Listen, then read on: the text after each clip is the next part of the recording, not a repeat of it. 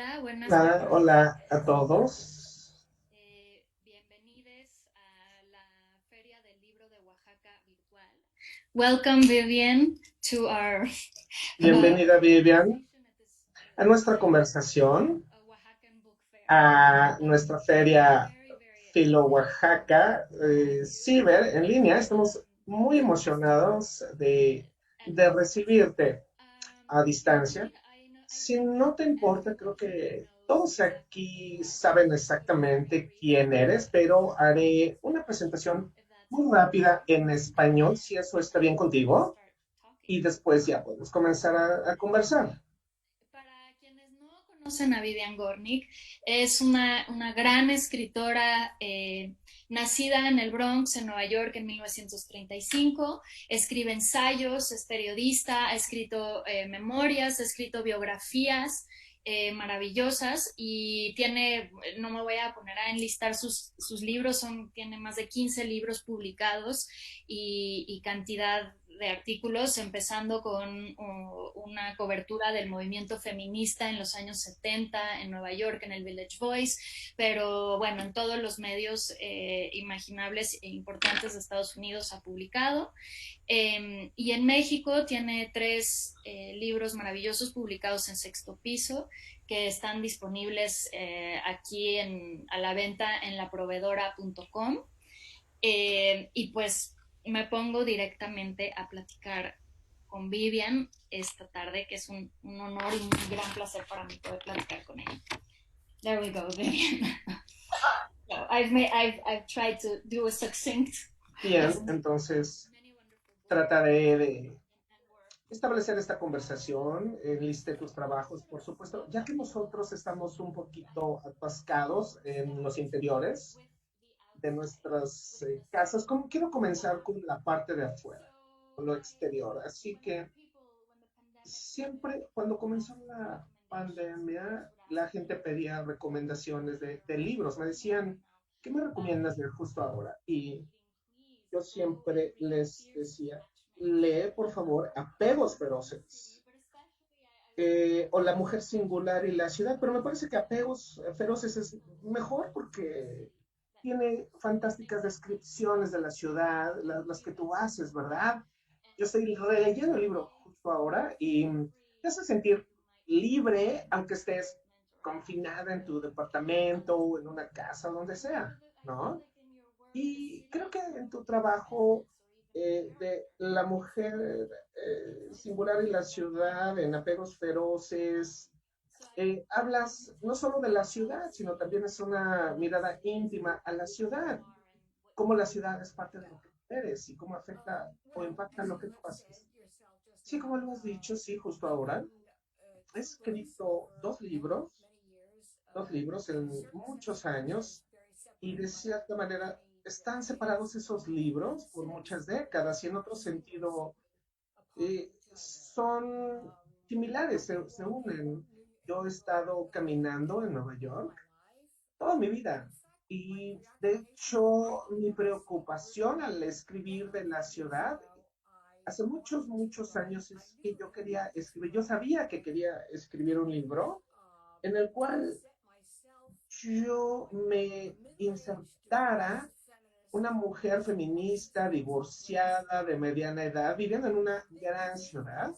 Y por supuesto, esa es una actividad que muchos escritores hombres ya lo habían hecho desde desde su posición, desde el flanero en la ciudad. Los escritores que que caminaban sin un sentido, solamente para experimentar lo aleatorio de la vida en la ciudad. Y fue muy raro que las mujeres no lo hayan hecho hasta ese entonces, que no hubiera habido un equivalente femenino. Y yo sabía que de verdad quería hacer eso. Y desde que era una niñita, una jovencita, yo supe que caminar las calles de de la ciudad era algo fantástico, emocionante, y la ciudad siempre tenía muchas historias. Y lo fabuloso de estar sola en Nueva York en una ciudad así es que si tú caminas en la calle y inmediatamente te conectas a los miles de personas que están por ahí, los actores también que están ahí en callejeros, y en Nueva York es como cualquier otra ciudad capital del mundo, como Londres o París o como Roma. La gente está por ahí también actuando en todo momento, están exhibiéndose, pero también están en lo privado al mismo tiempo. Lo hacen al compartir las ciudades con millares de extranjeros y yo, o al mismo tiempo tú estás protegido por la anonimidad, ellos también, y tú te sientes que estás expresándote en cualquier forma que te puedas imaginar, y en la forma en la que la gente se viste, se tocan los unos a los otros, cosas con las que se sienten libres, las formas de expresión de sus comportamientos. Y es como esta tarde, yo estoy en la parte baja, en Greenwich Village, en la parte baja de Nueva York, y después está la parte oeste superior, ¿verdad? Que es un barrio totalmente diferente. Yo estuve ahí esa tarde, caminé por ahí en el paseo Riverside con mi hermana y con mi sobrina, y aquí estamos ahorita, hoy, tres mujeres de mediana edad, respetables de la clase media, caminando en la parte frontal del parque, digamos, ¿verdad? Porque esa ruta es un parque y caminamos por ahí y había familias con bebés y carreolas y cualquier tipo de ser humano que te puedas imaginar. Y bueno, sabes, todo el mundo estaba ocupado en lo suyo y al mismo tiempo, cada vez que vas y caminas, te encuentras a alguien que es totalmente loco, ¿no? Loco, ¿no? Y a nadie le importa, todo el mundo sigue y eso es a mí lo que me encanta de caminar y eso nunca me va a aburrir, nunca me va a cansar.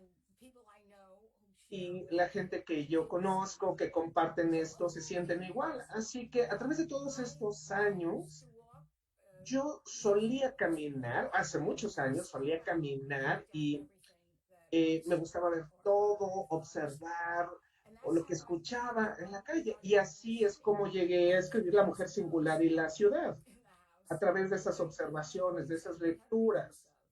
Y fui recopilando información, nunca sabía después cómo utilizarlo hasta que me puse a escribir, pero si yo no hubiera tomado notas, ¿verdad? Se me hubieran olvidado todo eso. Y ahí está, yo sigo checando esas notas. Sí, y es esta especie de acumulación de viñetas de la ciudad, ¿verdad? Que son reflexiones de amistad, al tema que me meteré en un minuto, pero también hay un punto en tus dos libros, e incluso tú lo dices, en donde ellos estaban actuando y tú estabas recibiendo, ¿verdad? En la ciudad, es decir, tú estabas recibiendo de la ciudad porque estabas poniendo atención de cierta forma a lo que estaba pasando ahí. Sí, de cierta forma todo el mundo está actuando. En cuanto sales a la calle, la gente está o empiezas a ver como un performance. Bueno, me pregunto ahora especialmente, ya que en aquel entonces eras una joven feminista en los 70 en Nueva York. Bueno, esa calle, esa avenida Riverside que comentas, ni siquiera era un parque, solo era una calle. En ese entonces, sientes que como una mujer caminando en la calle, era como una rebelión activista, o activa. No, no era una rebelión activa. Era algo lentamente. Lentamente yo me empecé a dar cuenta que como una mujer caminando sola, consistentemente, era yo una mujer caminando con un propósito. Era una posición que no se había ocupado casi. Cuando yo veo las fotografías de la ciudad, cuando yo era una niña, hace mucho tiempo ya, por supuesto, y las calles estaban llenas de hombres blancos, prácticamente sin mujeres, sin gente de color, y es increíble cómo el tipo de similitudes visuales muestra. No me puedo imaginar a mí misma, de hecho, caminando las calles yo sola, cuando yo estaba caminando en esos años. Yo siempre estaba con alguien más, ya sea con otras amigas, mujeres, pero idealmente con amigos hombres. De la universidad yo prefería caminar con un hombre y yo no sabía bien por qué exactamente, pero sentía que eso era lo más natural y lo más seguro para mí.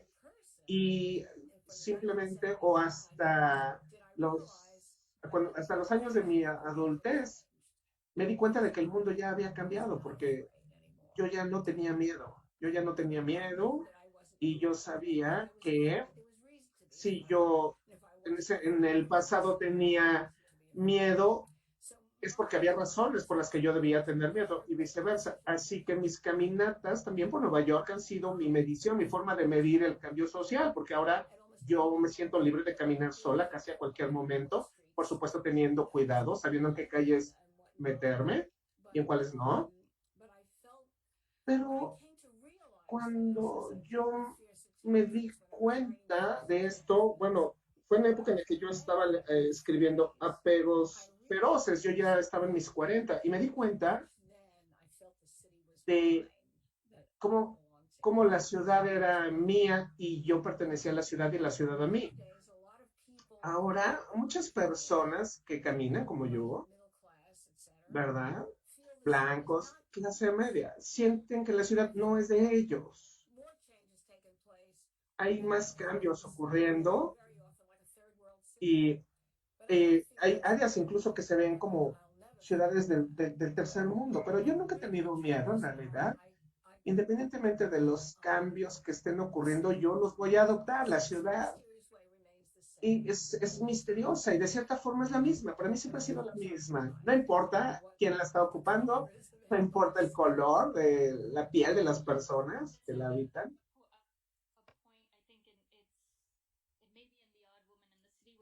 Sí, creo que es en la mujer singular y las ciudades donde dices, vivo por mis conflictos y no por mis fantasías, refiriéndote a Nueva York. Y creo que es a lo que te refieres en este momento. Oh, sí, gracias por acordarte de eso. Es decir, hay tantas líneas que ahorita no se me vienen a la mente. Oye, de hecho, a mí ya se me había olvidado esa, ¿eh? Y ahora, hablando de lo opuesto, viendo hacia el interior, también me encantaría escuchar o saber cómo una de las cosas que yo admiro en tu escritura, hay muchas, pero una que realmente me vuelve loca en todo momento es cómo construyes la arquitectura de el sentir, cómo gestionas la descripción, el habitar el cuerpo, las muchas cosas que tú sientes, lo veo en Apegos Feroces, el momento en donde tienes la claridad mental para comenzar a escribir y describir el rectángulo que se expande, cuando estás triste, describes la pasión, la ansiedad, de formas muy particulares, los sabores en tu boca, es la parte interna en el cuerpo, que también es expansiva al mismo tiempo, pero lo haces de forma muy precisa. Entonces, ¿podrías por favor comentarnos más de eso? Bueno, no hay mucho más de lo que tú has leído. No sabía conscientemente que estaba haciendo algunas de las cosas que tú has enumerado, que yo estaba escribiendo una arquitectura, al menos de emociones. La base del rectángulo, que por cierto es un concepto que le gustó a la gente, bueno, comenzó, es un concepto mío, digamos, y yo soy la persona menos mística que tú te puedas imaginar, que hayas conocido. Esa imagen se me ocurrió casi como en un sueño. No, no sé en qué momento llegó, de pronto ahí estaba. Definitivamente yo quería describir cómo se sentía de pronto sentirte con claridad interna.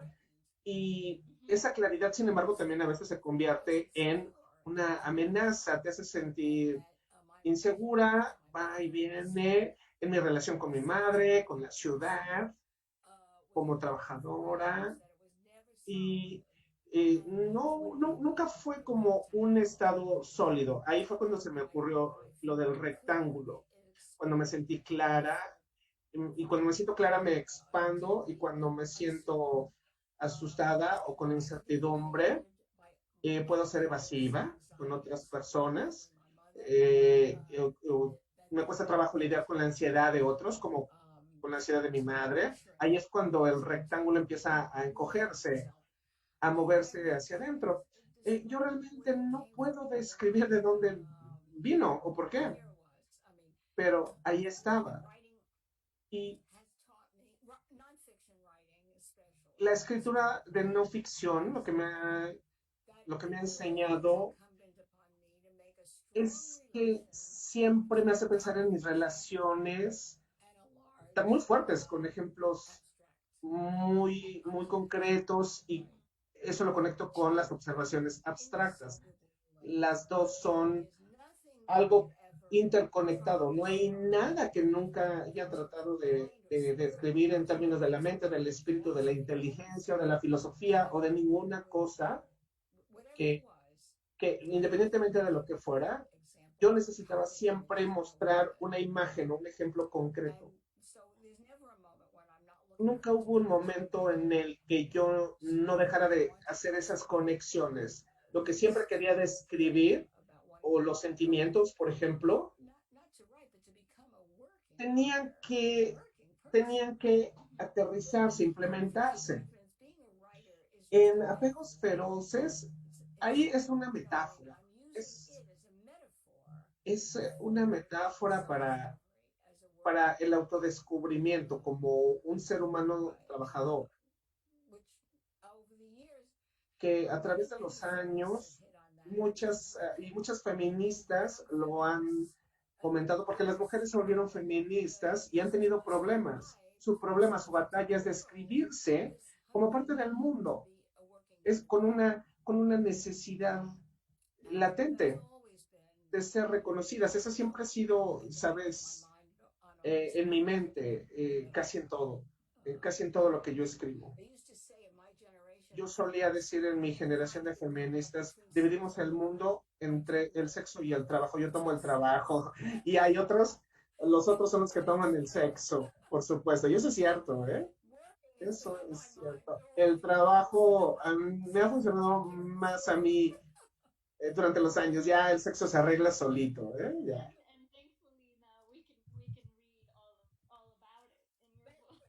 Y lo bueno es que todo esto lo podemos leer en tus libros, ¿verdad? Esto también me recuerda a lo que acabas de decir de conversaciones, estos momentos, esto pasa en tus libros, estos momentos de claridad y conexión, de autoconciencia y de descubrimiento que están pasando en diferentes puntos en tu vida, o cuando estás hablando con ciertos amigos, especialmente. Leonard, por ejemplo, en La mujer singular y la ciudad, y el amigo soñado, o en momentos en donde hay una falla al conectarse, momentos muy precisos, análisis de cómo a veces la conexión no ocurre y lo terrible que puede ser. Así que también dices que la conversación es humanizante a muy alto nivel. ¿Nos puedes comentar más de la amistad y el hecho de hablar con otros? Bueno, sí sé que todos sabemos lo importante, lo valioso que es la amistad. Y en los últimos años, las feministas especialmente han establecido un caso tan importante, el hecho de trabajar con alguien que tiene muy claro lo que es el amor, pero bueno, esas ideas están bajo fuego. Y las conexiones con amigos se han vuelto más y más importantes para nosotros, fuentes de revelación. La amistad ahora es más una idea como que es mejor tener una amistad que un amor. O sea, en el mundo, todo el mundo necesitamos una conexión humana para conocernos, para reconocernos. Nosotros no existimos sin una confirmación humana. Bueno, al menos creo que si no estás conectada con otro humano, no eres humano, no estás vivo. Así que las amistades se han vuelto más y más importantes conforme el matrimonio y el amor romántico está como muriendo. Y la claridad fue muy importante para la mujer singular en la ciudad. Yo quería escribir de la amistad en particular muchos años porque yo pensaba que era un paradigma en relación a las amistades hoy en día, que las mujeres, los neoyorquinos, se supone que somos muy urbanos y sin embargo aquí estamos muy a menudo, muy a menudo al azar, muchas veces confirmándonos. Y yo había querido escribir de eso, de la amistad, durante mucho tiempo, y yo no, nada más no encontraba la estructura. Cuando finalmente estuve lista para tomar notas y escribir La mujer singular y la ciudad, me di cuenta que esta amistad o la amistad era una reflexión precisa de la forma en la que la ciudad está siendo utilizada hoy en día por gente como nosotros. Y nosotros existimos ahora en millones, como no existíamos antes. La ciudad de Nueva York es 50% de todas las casas. Ahí solamente vive una sola persona, 50%. En el censo se muestra que las casas están ocupadas por una persona o por solteros, usualmente una mujer. Así que es impresionante lo que eso significa. Es decir, millones de personas confinadas a una soledad física. Dependen ahora de sus amistades, de sus relaciones y lo viven en las calles de la ciudad. Y bueno, la pregunta es, ¿cómo se siente? Y yo utilicé entonces ese concepto de la amistad para escribir, para mostrar cómo nosotros juntos, incluida yo, somos parte de, somos parte de esa reflexión. Somos un reflejo de lo que significa ser un caminante en la ciudad hoy en día. ¿Lo ves? ¿Te puedes imaginar qué diferente sería caminar hace 50 años o más, hace 100 años? Y es un largo historial en esto, así que me siento muy orgullosa de que yo fui testiga de, de ver la ciudad y de la amistad y en mi tiempo, en mi momento. Sí, mi amigo Manfred Leather, él estaba aterrado cuando leyó el libro y mi sobrina, Jalen, que lo conocía durante casi toda su vida, ella me dijo cuando lo leyó, oh, me encanta, Tita, me encanta que lo que hiciste, que no fuiste muy cruel en tu escritura. Pero nunca se me ocurrió, en realidad. O nunca quise ser cruel. O sea, yo ni siquiera con mi mamá, ¿verdad? Y menos como escritora, ¿verdad? Yo como escritora sé mejor que nadie que debo no aprovecharme, ¿verdad? De lucir bien. No sé si y lo hice bien, creo, ¿no? No es persuasivo.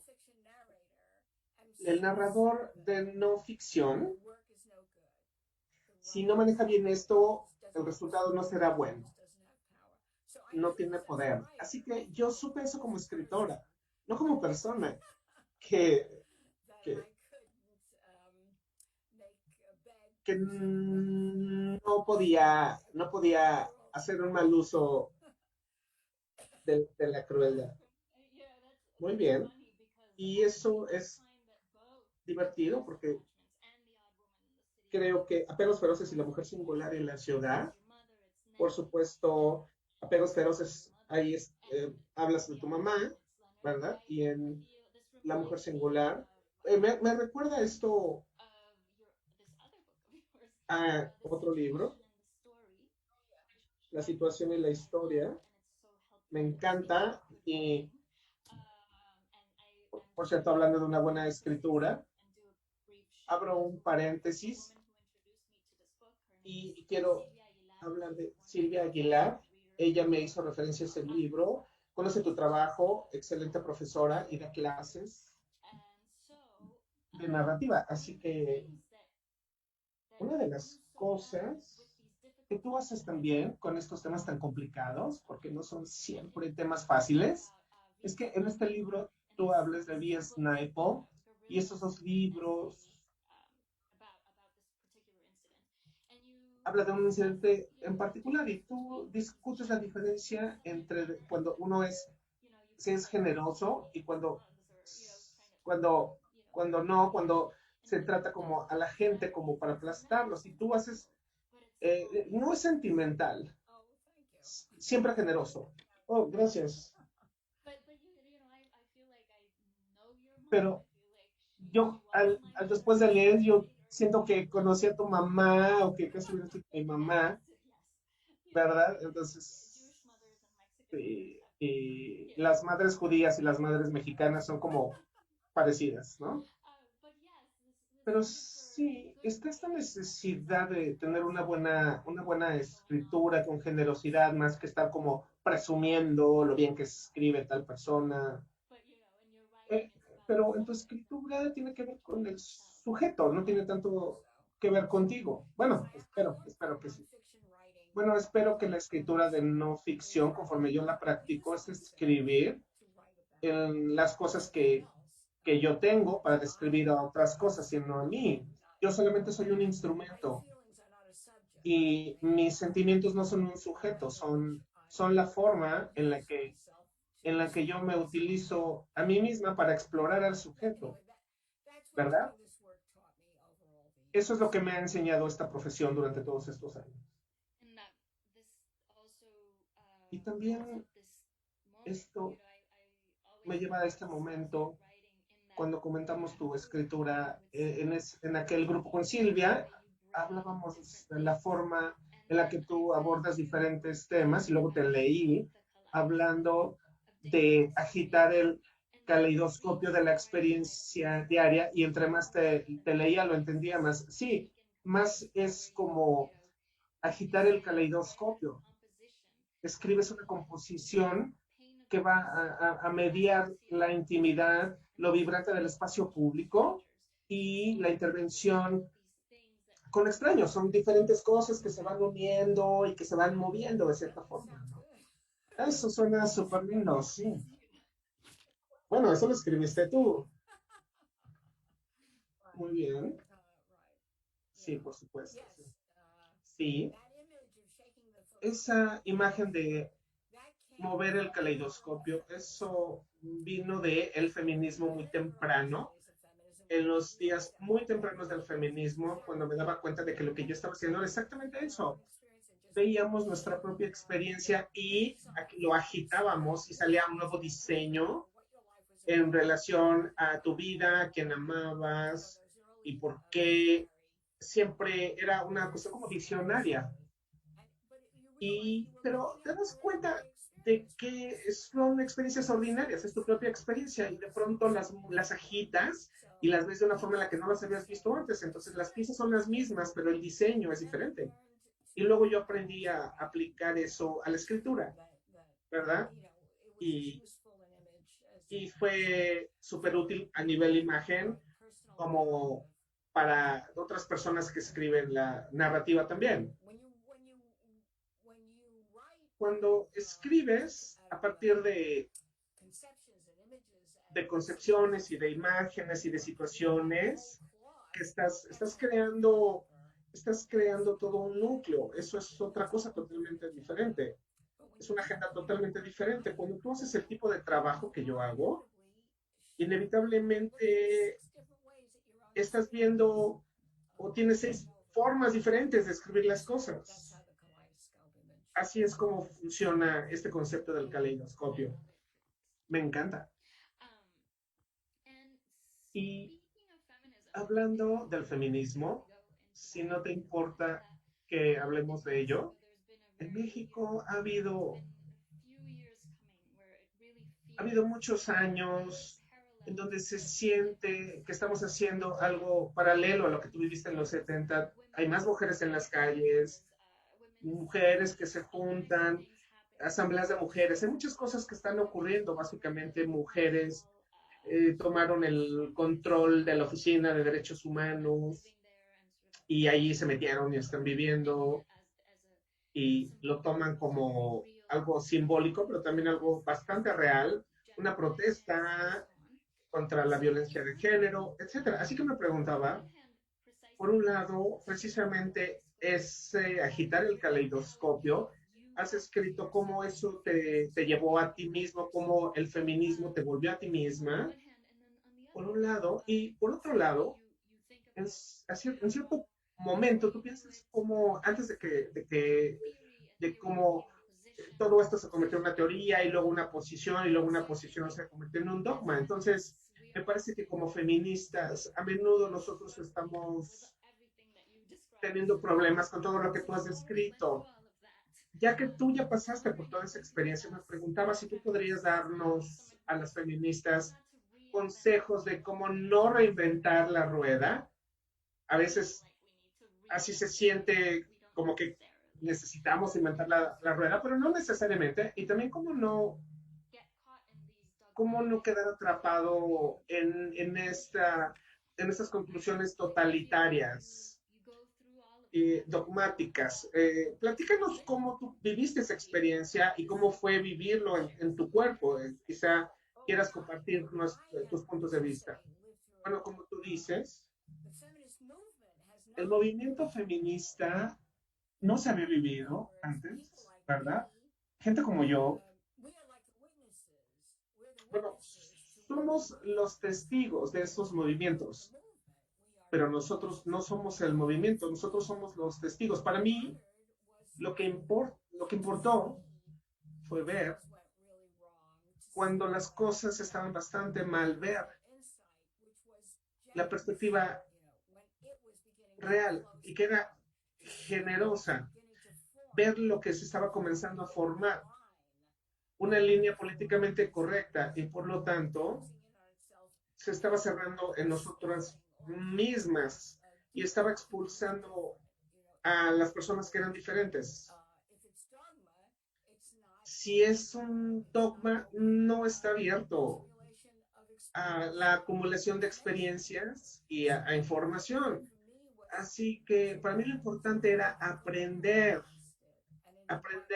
a manejar lo que yo estaba observando y a cómo interactuar con mujeres que eran similares a mí.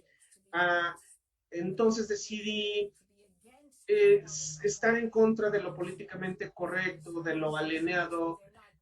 Se decía, las feministas son esto y aquello y no lo otro y lo otro. Y creo que lo mejor es hablar, ponerte en guardia. Cuando tienes un movimiento que se está formando, hay miles de personas que fluyen ahí y no puedes controlar, ¿verdad? Ahí, porque te llegan todo tipo de personas que llegan por mil razones. Y el trabajo es de un feminismo serio mantenerse con el objetivo en mente, el que se ha definido, combatir la injusticia social y no se llega ahí con una receta haciendo esto o aquello. Lo que podemos hacer nada más es, bueno, leer a personas como yo. Yo también leí mis libros en mi época. Hay una gran diferencia entre nosotros que estábamos en el terreno como activistas y los teóricos académicos. Hay una enorme diferencia. Y gente como yo estaba más preocupada, me parece, al expandir y no ser puritano, sino lo opuesto de los puritanos, expandir la invitación a cualquier tipo de mujer para que se reconocieran en lo que nosotros estábamos proponiendo. Ahora vivimos en momentos terribles en donde lo políticamente correcto, no sé cómo es en México, pero en Estados Unidos estamos en las garras de lo políticamente correcto, que es muy triste, porque hace exactamente lo que estábamos hablando hace rato, que no queremos. Es decir, hay un, aquí cabes y acá no cabes. Puedes decir esto, pero no puedes decir lo otro. Así que nosotros, en mi generación, todo se estaba comenzando, no había fórmulas. No había fórmulas para nosotros, para cómo hacer las cosas. Había instancias en las que yo reconocía lo políticamente correcto, pero en general había apertura para recibir a cualquier tipo de personas, para que nos dieran sus percepciones y contribuyeran con sus experiencias. Y ahorita se siente menos abierto, menos generoso y más acusatorio. No sé cómo son las cosas en México, pero yo sé que en Europa la gente está como ustedes, como tú lo describiste, sienten que las cosas se están abriendo a mujeres, cosas que no estaban abiertas y están en contra de la formación de dogmas. Y es la experiencia comunista también.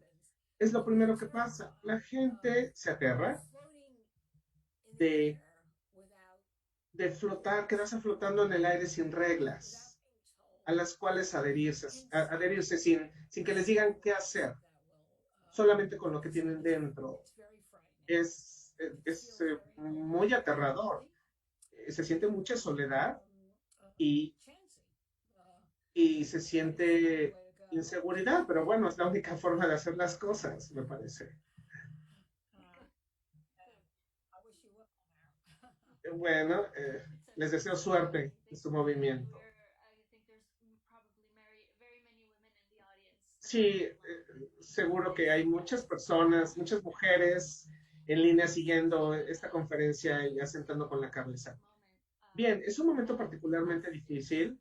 Los Estados Unidos están pasando por un momento complicado y antes de abrir el micrófono para preguntas, porque hay muchísimas preguntas, pero el tiempo es limitado y has escrito que cuando la experiencia humana se sale de escala y cuando el fin de la civilización amenaza, solo permanecerá la verdad, lo verdadero. Cuando yo leí esto, yo te imaginé, hija de inmigrantes, una clase trabajadora. Ahora, en esta era, con tantas noticias falsas, fake, ¿cuál es tu espacio? ¿En dónde te encuentras? ¿Me lo preguntas en términos de nuestra situación política? Sí, pero a nivel como del mundo. Bueno, yo con verdades difíciles, bueno, yo no recuerdo el contexto, cuál era el contexto de la frase que tú me acabas de decir, pero, por ejemplo, si yo encuentro, si yo encuentro que en relación al movimiento feminista me apego a un punto de vista no popular, es mi obligación apegarme a ese punto de vista. No, no caer en el sentimentalismo y eso debe ocurrir en tu vida política de todos los días. La tienes que practicar en lo público y en lo privado. Todo lo que pase en tu pequeña vida debe reflejar el respeto de lo que tú dices en público, en el mundo, en el contexto de la situación mundial. Eso es a lo que me refería. Si te encuentras en una posición no popular, en una reunión de feministas, me parece que es tu obligación quedarte, apegarte a tus verdades Esa será tu contribución, serle fiel a tus verdaderas, hablar con la verdad como tú las piensas y ser devota a esas verdades, porque al final eso es lo que somos, ¿no? ¿No es cierto? De eso se trata esta liberación, estos movimientos, es hablar con la verdad conforme nosotros la experimentamos, no como lo hemos experimentado. Eso es a lo que me refiero con mi concepto de mis verdades. En apegos feroces, yo digo, y escribo de lo que me decía mi mamá, ¿por qué estás escribiendo esos libros? Nadie te los va a leer.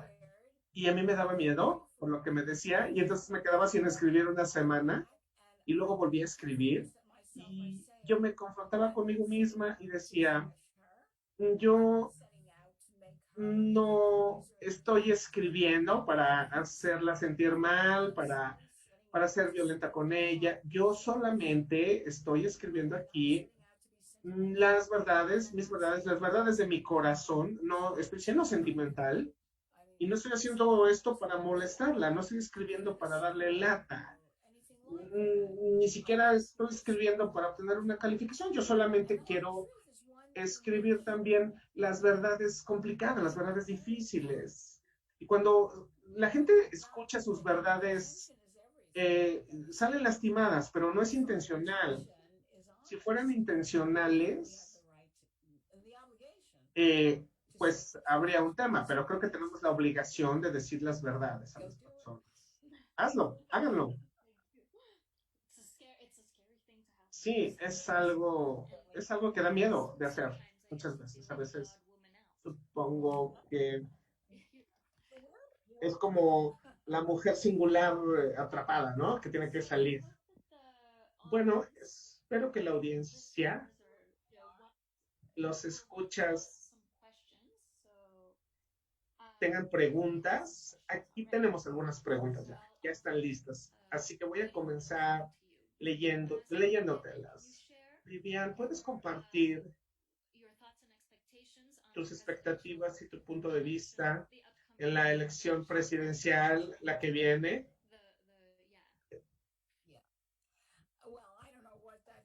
Bueno, yo no sé si vale de algo. Me, me gusta que todo, me caen bien los que existen, incluyendo Donald Trump. Son momentos complicados. Hay mucha gente que, sin embargo, que está viviendo en incertidumbre. El New York Times está perdiendo la mente también en sus columnas y es un tiempo terrible. Gente como yo, apenas comprendemos cómo llegamos a este punto, cómo ocurrió todo. Y bueno, simplemente estamos esperando a las elecciones y si Joe Biden es elegido presidente,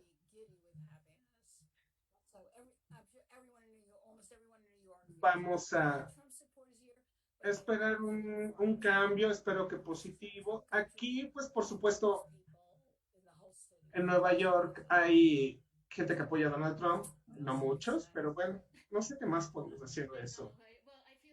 Sí, ya sé. Creo que no solamente es que eres tú y los neoyorquinos, creo que es en todo el mundo. Estamos así como, expectantes. Y también tenemos miedo y pues estamos esperando ver lo que pase con Joe Biden, pero nosotros no podemos votar, por supuesto, solo podemos... Sí. ¿Hay alguna otra pregunta de nuestras escuchas, de la gente que está siguiendo la transmisión? ¿Alguna pregunta que quieran hacer, por favor? No sé. Ok, sí, me están preguntando qué libro recomiendo como el libro para leer de Vivian. Bueno, yo recomiendo todos sus libros, pero definitivamente comenzaría con Apegos Feroces. Vivian, no sé qué opinas. Sí, por supuesto, puedes comenzar con eso.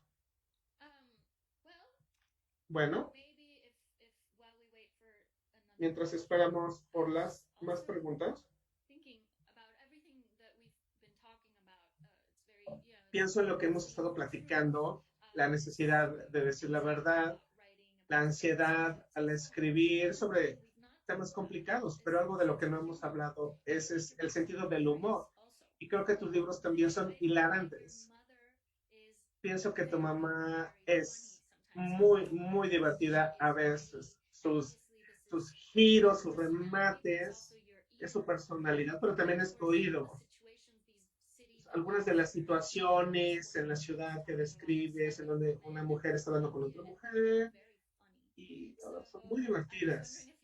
Me preguntaba si podías hablarnos un poquito de eso, del sentido del humor. Bueno, yo nunca estuve consciente, creo que no estoy consciente de ser como divertida. Y sí estoy de acuerdo. Tengo un oído muy trabajado. Creo que, bueno, nunca perseguí el humor, el sentido del humor como tal.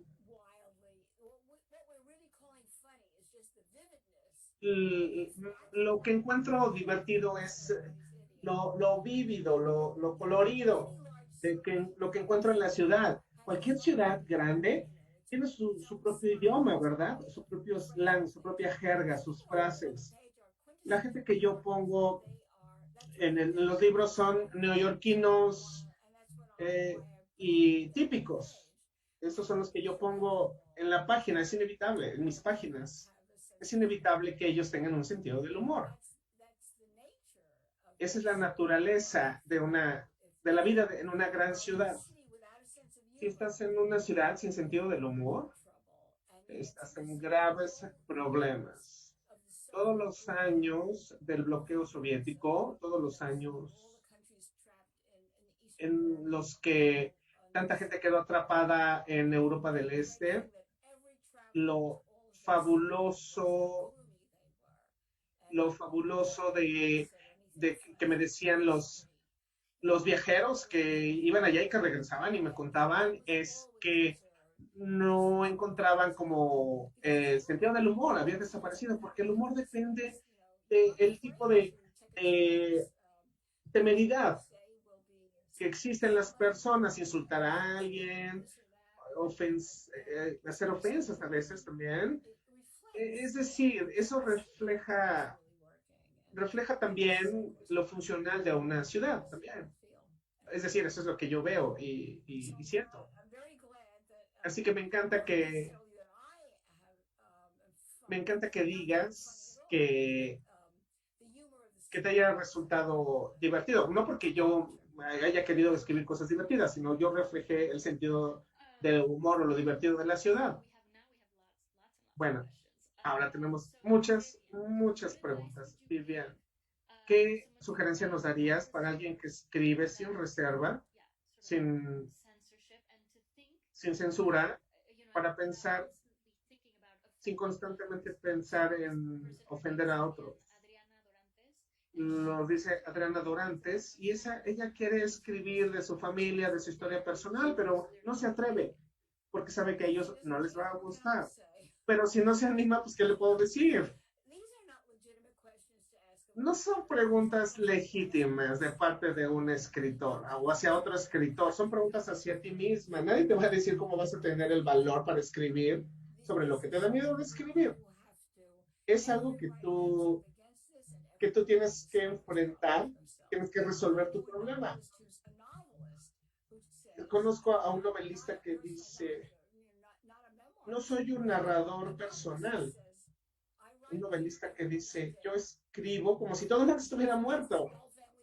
Ella escribe como si su familia estuviera muerta, y así se le facilita hablar o escribir de ellos. Pero tiene más valor que temor, ¿verdad? O todos los escritores se enfrentan a este temor muchas veces. Si tienes temor de hablar de tus experiencias, entonces, bueno, lo cual tiene algo positivo. Si tienes miedo, pues es algo natural, es algo positivo. Amparo Ortega y Perla Velázquez preguntan,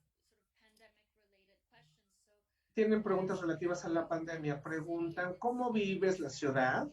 y las historias. Ahora, en el confinamiento, y ver la pregunta en relación a la mujer singular. ¿Cómo hablas de reconocerte a ti misma en otros al vivir en la ciudad y cómo podemos reconocernos los unos a los otros ahora que estamos tan distanciados? La pregunta se responde a sí misma. Nueva York se siente a veces como una ciudad fantasma. Una de las razones de esto es porque todo el mundo utiliza un cubrebocas y la gente no está actuando. La gente está en la calle muy sobria, en las calles y en los restaurantes. La gente está afuera, en las mesas de afuera. Sin embargo, yo noto una ausencia. Lo que está pasando, lo que yo percibo en las calles es sobriedad. Sobriedad. Se siente terrible. Los primeros 2 meses parecía la ciudad como un set de una película de ciencia ficción. Yo caminaba en la Quinta Avenida y no había una sola persona, no había ni un actor callejero, acres de metros y metros de pavimento, desierto, todos los días durante meses. Y no se repone una ciudad tan rápido de eso. Y sé que muchas ciudades en el mundo se están sintiendo así, en todos lados. No es un chiste, realmente es lo que se llama una crisis. Y estamos en confinamiento, algo que no había pasado en cientos de años. No hay forma de describir. O, es decir, más que poder decir, pues hay que tratar de atravesar esta situación de la mejor forma y concentrarnos en el confinamiento, mantenernos positivos tanto como podamos. Es un momento terrible. Y yo me siento como si estuviera en una neblina en todo momento. Siento que mi mente está como medio de una neblina terrible la mitad del tiempo. Muy bien. Yo también me siento así, claro, o sea, pasa en todos lados, en todo el mundo. Pues nadie tiene algo nuevo que decir, todo ya se ha dicho, en este confinamiento, en todo el mundo, todos estamos experimentando exactamente lo mismo y mi espíritu se hunde todos los, en todo momento, ¿verdad? Pero pues nuestro trabajo es salir adelante y ahí es en donde pienso en mi trabajo de una forma muy seria. Y también consume bastante energía. Tenemos 2 preguntas del patriarcado. Alex está preguntando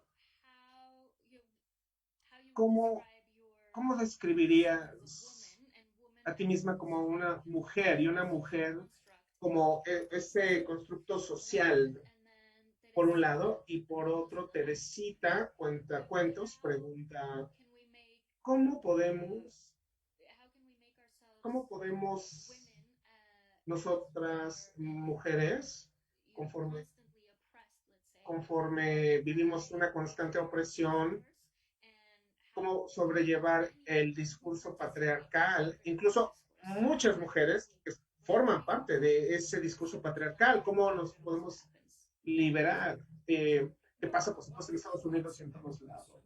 A ver, ¿tú cómo contestarías esa pregunta? Tú puedes contestar tan bien como yo la podría contestar. La mitad de la pregunta no es legítima. Nadie te puede decir cómo hacer tal cosa, la receta. Y la respuesta está en la pregunta. Lo haces al ser más consciente todos los días, más consciente de tu vida, de qué significa, cómo se siente, ¿Cómo te sientes a ti misma sabiendo, actuando, conociendo, aprendiendo, de acuerdo a tu autodescubrimiento? Te ves a ti misma y te preguntas, ¿por qué estoy haciendo esto? ¿Esto es lo que yo de verdad quería? ¿Eso es lo que quiero para el resto de mi vida? Y cuando nosotros éramos jóvenes feministas hace 40 años, hacíamos esto. Y éramos como una especie de una generación visionaria en la que nos preguntábamos esto en todo momento, en todo momento. ¿Qué es este movimiento? ¿Qué significa para mí? ¿Qué estoy obteniendo? ¿Por qué lo quiero?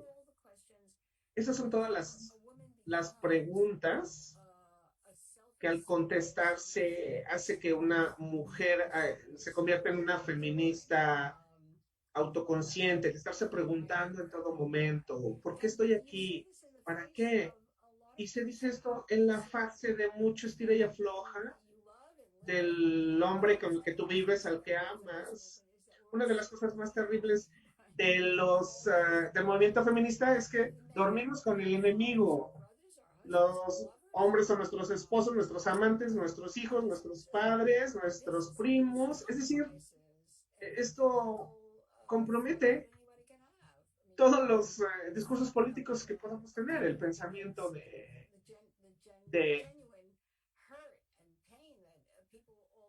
atacar o estar en contra de alguien a quien amas, pues de verdad es complicado. Necesitas apegarte a tus convicciones, tener el valor. Por eso muchas personas y muchos movimientos caminan muy lentamente. Bueno, yo muchas veces yo mismo me dije, bueno, yo no voy a poder decir esto, no voy a poder actuar aquello.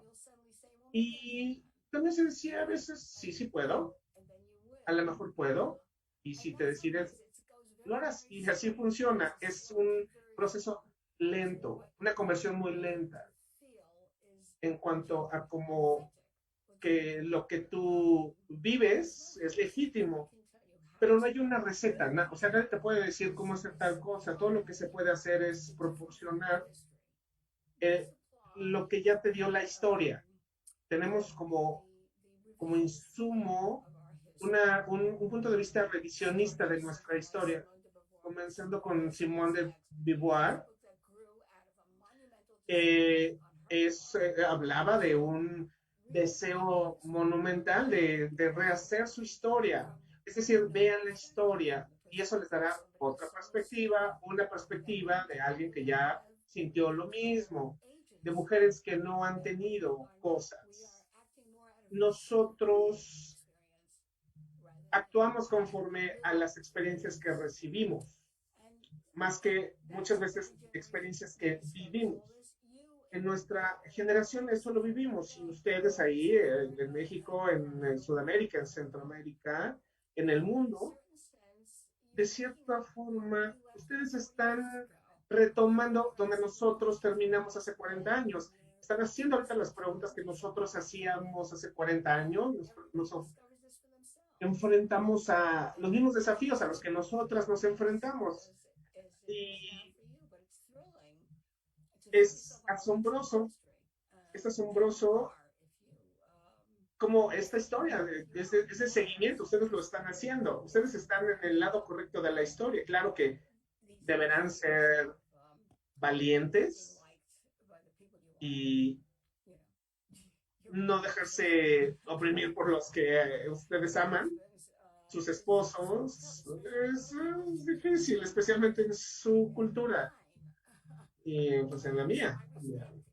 Así que yo respeto a cada uno de ustedes por hacer este esfuerzo, por sus papás, de trabajarlo con sus papás, sus hermanos, sus esposos, todos los que les dicen, puedes hacer esto, pero no puedes hacer aquello. Es algo natural, se vive en todo el mundo, tener al enemigo en casa, ¿verdad? Pero bueno, si ustedes se apegan a sus principios, ustedes tendrán vidas brillantes. Algo que yo respeto es que nosotros sí vivimos vidas con valentía. no es que hayamos hecho una revolución, pero sí tuvimos nuestras batallas, fuimos valientes. Y yo sigo siendo valientes, tengo mis batallas y eso es algo muy admirable. Y habiendo dicho eso, gracias, Vivian. Creo que en este sentido podemos cerrar con una pregunta, especialmente que tiene que ver con tu nuevo libro. Alguien pregunta, Diana pregunta, ¿cuáles son tus libros favoritos? Oh, bueno, todos están en ese libro. Bueno, yo no tengo libros favoritos, la verdad. Hay ciertos libros que sí me han influenciado muchísimo. Uno es del que hablé, Las virtudes pequeñas de Natalia Presley. Creo que es una escritora fantástica. Muy bien, la conoces, sí. Bueno, a mí me gusta, a mí también. Es un trabajo, hay un libro que se llama La mujer singular de George Kissing. Yo leía ese libro cada 6 meses, lo hice por muchos años y es un placer leerlo porque presenta la diferencia entre hombres y mujeres lúcidos. Y bueno, yo revisité ese libro. Thomas Hardy me gusta muchísimo sus libros.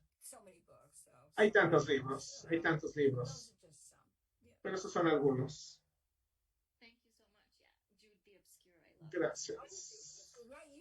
Love the Obscure. Amo lo oscuro. Sí, todos los libros en ese libro sobre reescritura, todos esos libros que se mencionan en aquel libro han significado muchísimo. Creo que este es un buen momento para detenerse y correr a tomar un libro tuyo y leerlo. Quiero decirte muchísimas gracias, Vivian, por tu plática, por estar con nosotros esta tarde, esta noche en Nueva York, por hacerte el tiempo para participar en este congreso en línea. Gracias, Gabriela.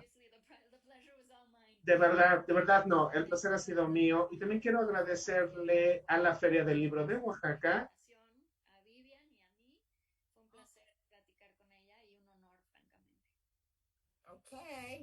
Ok. Cuídense todos. Cuídate, Vivian. Así que ya, presiona aquí solo el botón de leave.